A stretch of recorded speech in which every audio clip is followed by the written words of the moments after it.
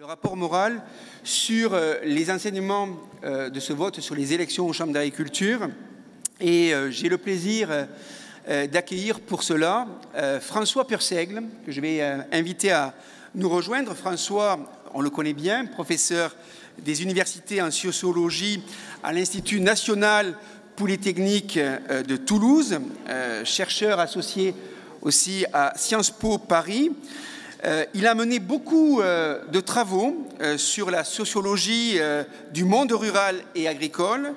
Il a travaillé sur le syndicalisme agricole. C'est là où j'ai connu François, j'étais au Jeune Agriculteur. Et nous nous sommes dit que d'avoir un regard extérieur était intéressant en amont de ce rapport moral, pour nous décrypter, pour affiner sur un plan qualitatif ce que sont ces résultats aux élections aux chambres d'agriculture. Donc François, un grand merci parce que je sais que les délais ont été contraints en tous les cas de notre part. Merci de ta présence donc parmi nous et je te laisse la parole.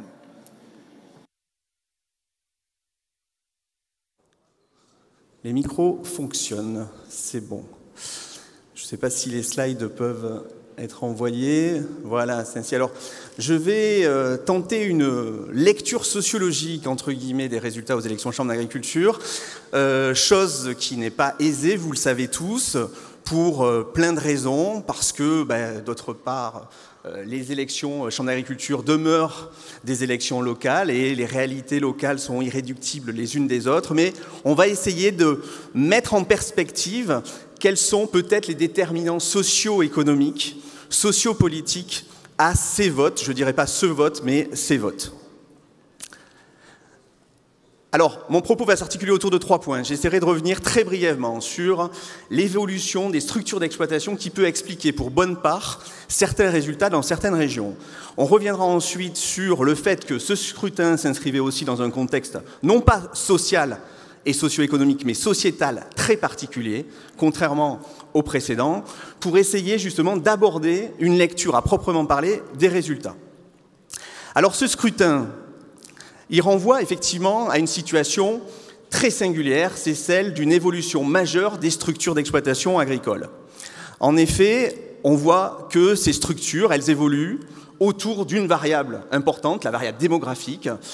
Il n'y a jamais eu autant d'exploitations agricoles en situation de montée en diversité, d'éclatement des structures. Et autre élément majeur, c'est celui du vieillissement de la population agricole. On le voit, il n'y a jamais eu aussi peu d'agriculteurs aujourd'hui en France, 400 000 exploitations. À l'horizon 2020, on n'aura plus que 300 000 chefs d'exploitation, enfin 450 000, 300 000 exploitations, et c'est un nombre qui a baissé de moitié en 25 ans. Et les chiffres, de toute façon, n'augurent pas d'une remontée. On voit donc que ça a des conséquences, cet effacement démographique, avec un collège électoral du collège 1 qui a diminué rapidement et massivement, une chute de plus de 1 million entre 1983 et 2019, et depuis 2007, les rapports se sont inversés avec le collège, justement, des anciens exploitants. Et ce sont des foyers même historiques de la contestation syndicale, de la dissidence et de certains conflits contre la FNSEA qui ont perdu même le plus d'actifs. Mais on le verra aussi, ce qui est très intéressant à observer, c'est que c'est dans certaines régions où la matrice de la polyculture élevage était fédératrice et un marqueur sociologique fort, que les actifs ont le plus disparu, notamment dans l'ouest de la France. Dans des régions de petites et de moyennes aussi structures, on voit aussi des chiffres dégringolés en matière d'actifs. Donc ça, c'est un élément important avec celui du vieillissement, c'est-à-dire qu'on a un vieillissement notamment des exploitations moyennes, c'est-à-dire celles qui avaient été pensées politiquement, professionnellement, et que la FNSEA arrivait aussi, dans son histoire, à rassembler. Et on voit qu'on a des éléments positifs dans ces évolutions, une féminisation du métier. On a des jeunes, notamment hors cadre, qui s'installent aujourd'hui dans des exploitations et on a un métier qui, dans certains territoires, attire encore. Donc il y a des choses très très positives. Mais ce vieillissement de la population, il doit nous alerter sur l'effacement de types de structures d'exploitation qui incarnaient le projet de votre organisation, du moins dans son histoire. Et on le voit, regardez ces cartes de France, la carte agricole, la carte de la France de l'Ouest aujourd'hui est la carte de la France qui vieillit le plus, notamment dans les zones rurales. C'est dans l'est de la France, dans le bassin rhodanien, qu'on voit qu'il y a de plus en plus de jeunes. Bon.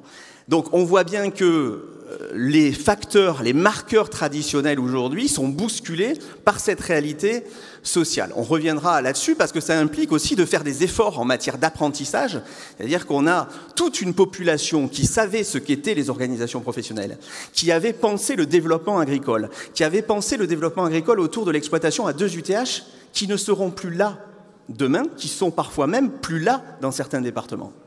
Et donc, ce sont des conceptions du développement aussi qui s'effacent d'une certaine manière avec l'effacement de cette population. Et puis, on a une entrée dans la vie active, beaucoup plus tardive, avec des jeunes qui sont caractérisés par une grande mobilité sociale et professionnelle, c'est-à-dire des jeunes qui n'ont pas la même conception du développement parce qu'ils n'ont pas la même conception du travail aussi dans les entreprises. Et l'exploitation est de plus en plus vue comme une entreprise, quelle que soit sa taille, que ce soit des jeunes qui s'installent sur des petites structures, des moyennes ou des grandes, il y a une vision de l'entrepreneuriat qui évolue. Donc ça, il faut aussi l'intégrer, c'est-à-dire qu'on a des jeunes qui n'ont pas été socialisés au monde des organisations de la même manière. C'est-à-dire que l'apprentissage de ce que sont les organisations se fait beaucoup plus tardivement et se fait au moment où ils s'installent et ils ont entre 40 et 45 ans, pour certains. Et en plus, ce sont des agriculteurs qui, de plus en plus, garderont un pied à l'extérieur. On a dans certains départements des chiffres de la pluriactivité qui sont relativement édifiants, qui dépassent même les 50% au moment de l'installation. Donc ça change la donne en matière de construction d'un projet politique. C'est-à-dire que la construction du projet politique demain, elle va se faire aussi, et elle devra se faire à l'endroit d'un public qui n'aura pas la même trajectoire sociale, mais qui aura un autre regard aussi sur la profession et les métiers, et je dirais même l'entrepreneuriat. Autre élément structurel important, l'éclatement aux marges des structures d'exploitation et la coexistence de réalités économiques et sociales. Aujourd'hui, les exploitations qui ont été pensées politiquement et professionnellement durant l'épopée modernisatrice des années 60-70 s'effacent de manière majeure, c'est-à-dire l'exploitation classique à 2 UTH aujourd'hui s'effrite au profit de la très petite et de la très grande agriculture. Donc la question de la manière avec laquelle on va apporter des réponses à ces marges, mais aussi à cette exploitation moyenne qui disparaît est très très importante, et une exploitation moyenne aujourd'hui qui relève plus de l'approche individuelle du métier, puisque 30% des exploitations familiales françaises aujourd'hui sont gérées par des hommes seuls. Et la plupart des exploitations familiales qui ont porté le projet de développement, qui ont porté les chambres d'agriculture, et des chambres d'agriculture qui ont été pensées pour accompagner le modèle à 2 UTH, aujourd'hui, ce modèle, il représente plus que 20% des exploitations. Et donc, on a aussi des jeunes aujourd'hui dans ces exploitations familiales qui ont une autre conception du développement, une autre façon de penser l'activité productive et l'innovation sociale et technique. Et on s'est amusé dans mon équipe à regarder de près aussi la place qu'occupait le travail salarié dans ces exploitations-là, et ça renvoie aussi à des comportements électoraux. On voit bien aujourd'hui que la famille classique disparaît massivement au profit de nouvelles configurations organisationnelles, c'est-à-dire les structures capitalistiques demeurent familiales, le travail l'est de moins en moins. Ce sont des associations qui relèvent de logiques de développement différentes. C'est-à-dire que ça ne relève pas forcément du GAEC tel qu'on l'imaginait, de la CUMA tel qu'on l'a imaginé, de la coopération telle qu'on l'a imaginé. Et on voit aujourd'hui aussi une délégation du travail qui s'affirme. Et ça, c'est un autre sujet. D'autre part, un scrutin qui s'inscrit dans un contexte sociétal nouveau. Jamais les campagnes françaises n'auront été regardées aussi différemment qu'aujourd'hui. C'est-à-dire qu'aujourd'hui, on a des agriculteurs et les votes aux élections de chambre renvoient à la capacité des organisations à répondre à une nouvelle demande sociétale autour de la gestion des espaces ruraux. Et on voit bien que dans les espaces ruraux s'incarne un choc des rationalités, c'est-à-dire que les espaces ruraux ne sont plus regardés de la même manière. Donc la manière avec laquelle les organisations sont en capacité de répondre à des situations de controverse qui touchent les agriculteurs dans leur pratique à l'échelle locale est un facteur clé de succès. C'est-à-dire que si les organisations ne sont pas en mesure de donner non seulement des outils économiques en matière de développement, mais des réponses à ces crises sociétales qui traversent à l'échelle des territoires l'agriculture française, effectivement, les risques d'un effondrement sur le plan électoral s'annoncent. C'est-à-dire qu'il faut être en mesure d'apporter aussi des réponses autour de ce type de développement. Et on le voit, ce qui est nouveau, c'est que la plupart des métiers même de l'agriculture sont controversés. On pourrait prendre le cas notamment de l'élevage, illustré par ces couvertures de presse. On voit bien que, contrairement à il y a 10-15 ans, au-delà des crises économiques, l'exercice même du métier est controversé.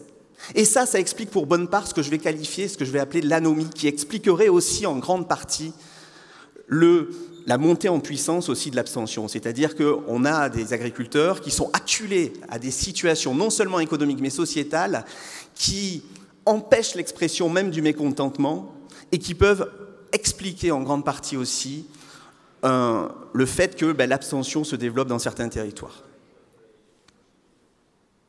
Donc par-delà les questions économiques, il y a des questions d'incertitude sociale auxquelles il faut répondre. Il y a de nouvelles questions et des dossiers sociétaux qui ont pu brouiller certaines cartes syndicales. Il y a des alliances et des repositionnements confèrent le dossier sur, par exemple, les grands prédateurs, qui ont pu expliquer des repositionnements même de la Confédération paysanne sur certains dossiers, des approches peut-être plus syndicales, plus professionnelles, c'est-à-dire qu'on a des glissements syndicaux dans certains départements autour des réponses à ces questions qui peuvent être apportées par les différentes organisations. On ne le voit pas forcément, mais ça peut expliquer aussi un certain nombre de choses. On a de nouveaux adversaires communs. On a des nouveaux dossiers sur lesquels les positions syndicales ne sont pas forcément aussi claires que ça. Donc ça peut expliquer aussi un brouillage, on parlait tout à l'heure des ZAD, ça pourrait expliquer aussi non seulement des prises de participation en termes électoraux différentes, c'est-à-dire qu'on voit bien que les agriculteurs parfois sont même partagés dans les réponses à apporter à ces questions-là, et donc ça conditionne aussi des déplacements sur le plan électoral. Et on l'a vu notamment sur des questions, je le disais tout à l'heure, comme la lutte contre les grands prédateurs, qui peuvent être vecteurs aussi de repositionnement syndical avec aujourd'hui des organisations syndicales à l'échelle locale qui peuvent justement délaisser un discours très sociétal, très altermondialiste, je pense par exemple à la Conf, pour se repositionner sur un discours peut-être plus professionnel, et ça peut expliquer peut-être dans certains départements, je dis bien peut-être, certaines remontées, notamment dans l'Est de la France, où on voit que la Conf fait parfois des scores assez honorables, même si elle ne dépasse pas les 30%. Mais un repositionnement sur le métier par certaines organisations dites minoritaires peut expliquer aussi des petits déplacements. Alors, tentative d'interprétation sociologique de ces résultats à proprement parler. Alors, ce que je peux dire, et ce dont je suis sûr, c'est qu'on est quasiment sûr de rien. Pourquoi ? Parce que cette population qui s'efface et qui éclate au moment même où elle s'efface fait qu'en termes de corrélation statistique, j'ai essayé de m'amuser à faire des régressions linéaires, c'est-à-dire d'essayer de voir quelles étaient les variables qui étaient corrélées positivement ou négativement avec le vote FNSEA, Confédération et Coordination rurale.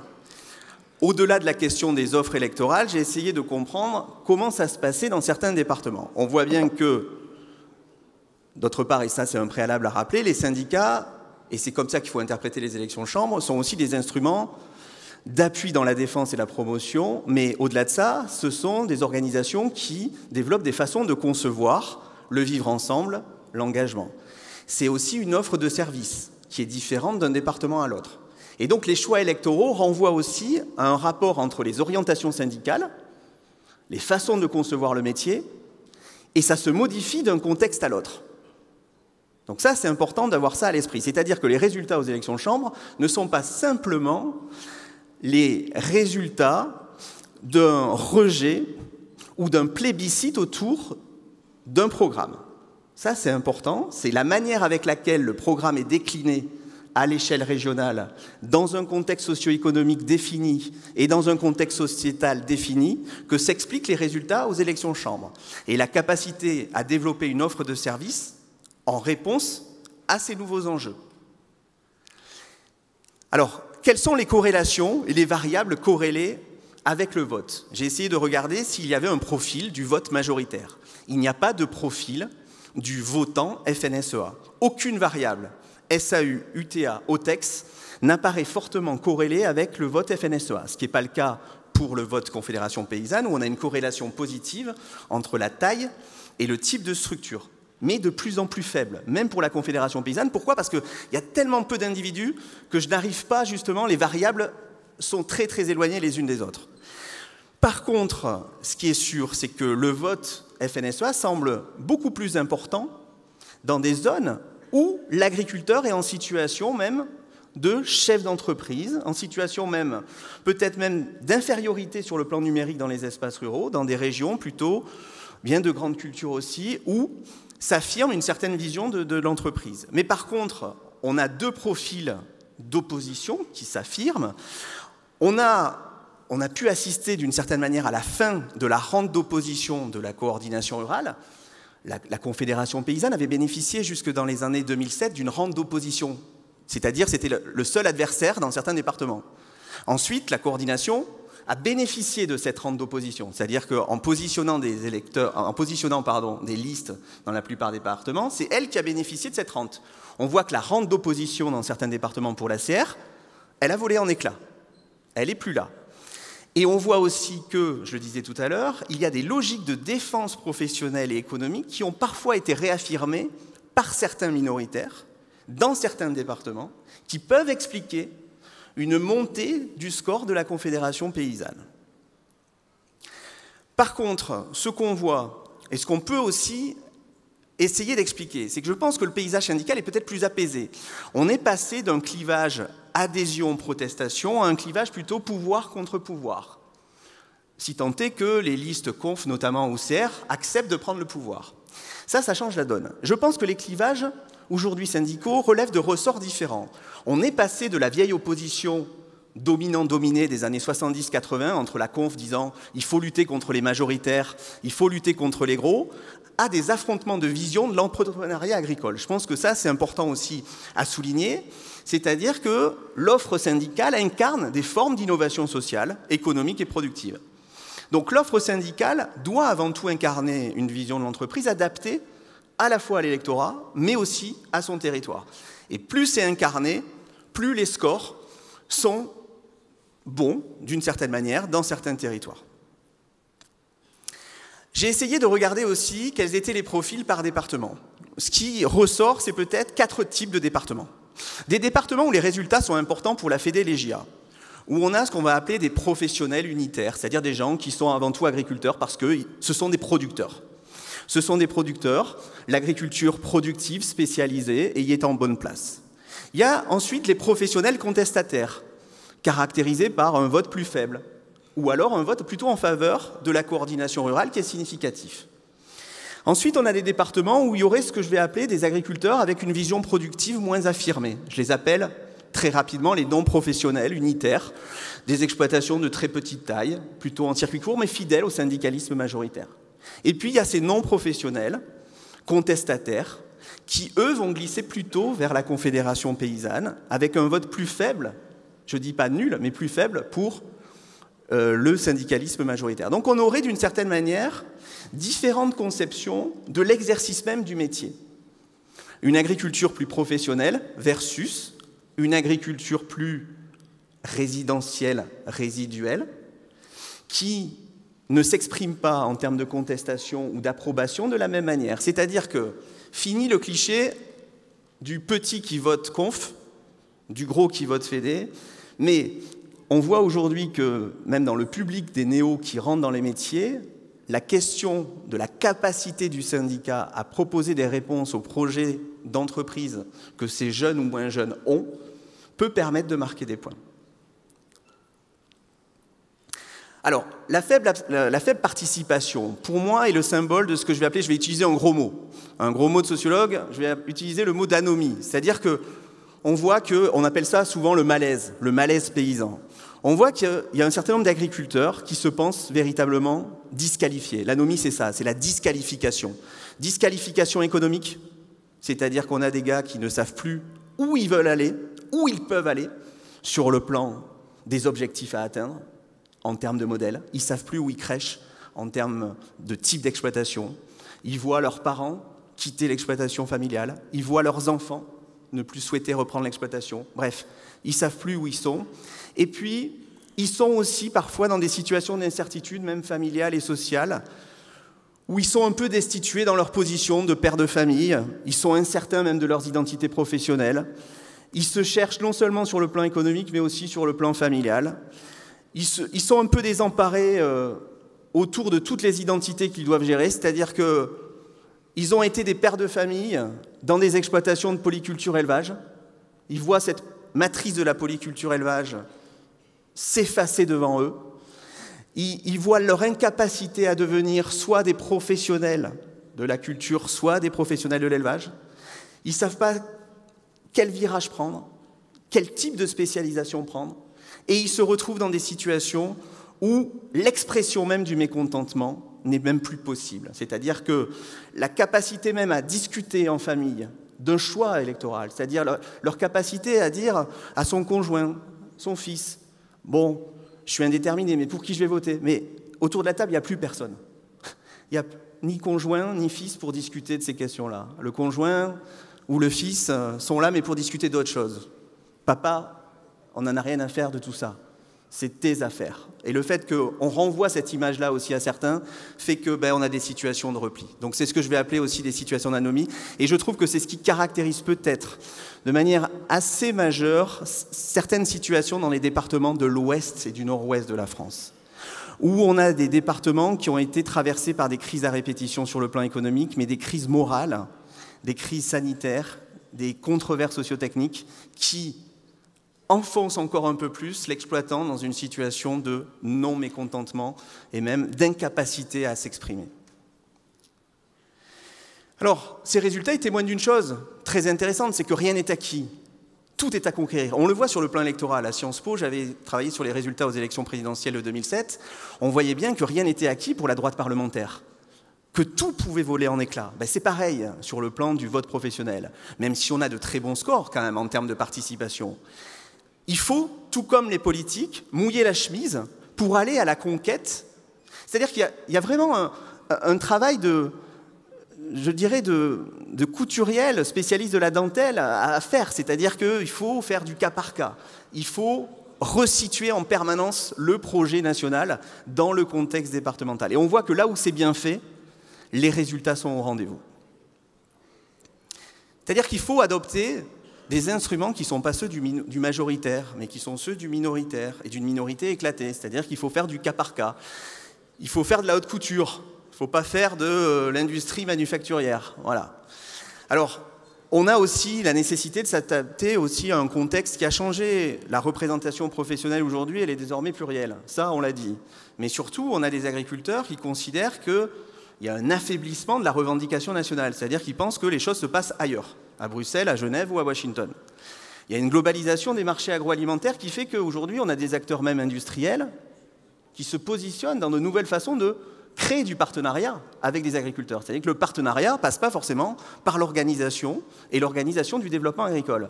Ça peut passer, les mécanismes du développement aujourd'hui passent par d'autres alliances avec des acteurs nouveaux.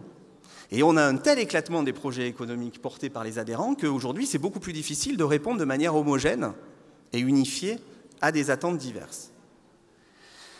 Donc ça implique d'emprunter aussi des instruments d'action qui sont propres aux minoritaires. Ça implique de mieux les connaître. Et je pense que les minoritaires, je l'ai souvent dit à la tribune, vous connaissent mieux que vous ne les connaissez.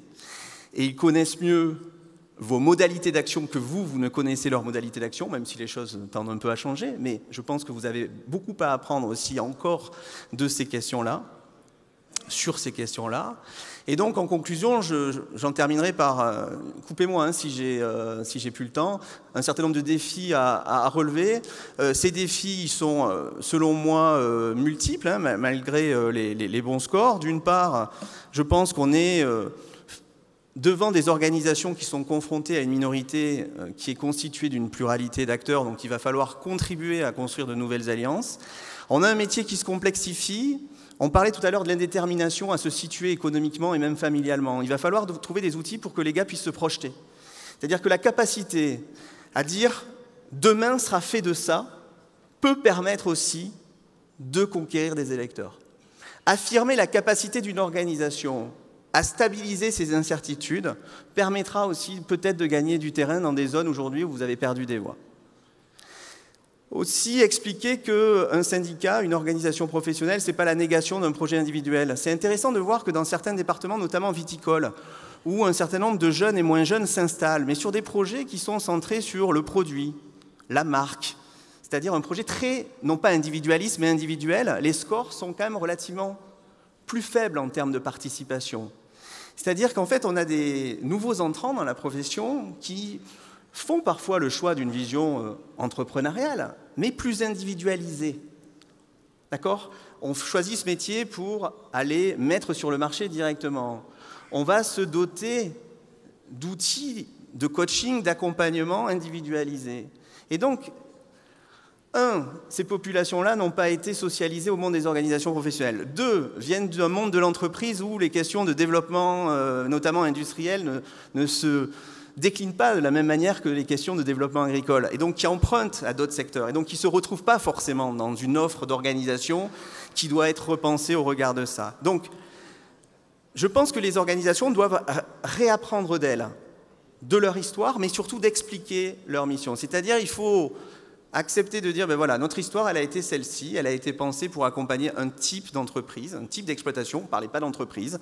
Peut-être que demain, je crois que certains d'entre vous ont souligné cette question-là, il faudra peut-être aussi user d'un nouveau vocabulaire pour attirer différemment ces nouveaux publics qui, quel que soit leur positionnement idéologique, sont quand même très attachés à une vision de l'entreprise, que ce soit en circuit court, circuit long, mais à des formes innovantes, que ce soit sur le plan social ou sur le plan marchand. Donc ça, c'est quand même intéressant de voir qu'on considère ce métier différemment d'hier, et l'appareil de développement a été pensé aussi, pas comme ça, il y a 50 ans. Donc, les facteurs clés de succès, ils seront dans la capacité créatrice des organisations professionnelles, la capacité aussi d'être des organisations poreuses socialement, c'est-à-dire qu'il va falloir aussi que dans les listes soit incarnée la diversité sociale qui fait l'agriculture d'aujourd'hui et qui sera celle de demain, qui incarnera aussi une capacité d'écoute, parce que ces nouvelles générations qui vont arriver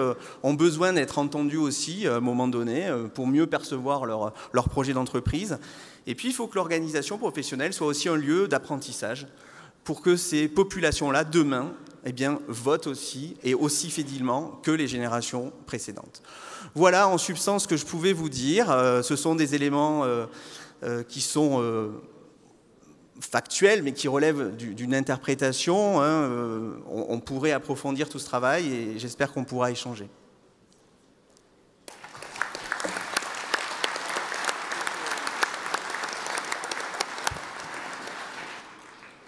Merci beaucoup François Purseigle pour cette présentation. Oui, vous pouvez vous asseoir. Merci pour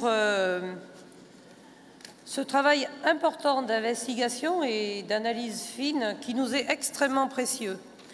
Dès l'annonce des résultats, tous les résultats, en bureau, en conseil, nous avons tiré les premiers enseignements et nous souhaitions approfondir, ne pas rester sur la joie de la victoire à 55,55. C'est vrai que c'est satisfaisant, personne ne l'avait prédit, mais il y a des signaux à regarder tant du côté de la participation au scrutin que des évolutions en tendance, plus particulièrement dans certaines régions, là où le vote se maintient, là où le vote s'affaiblit. Regardez aussi en valeur absolue, mais aussi en valeur relative vis-à-vis des autres listes. Et puis, nous avions fait des approches quantitatives, il nous manquait cette analyse sociologique que vous avez faite, et je vous en remercie. Parfois, en tant que professionnel et élu de longue date, on pressent les choses, on a des intuitions.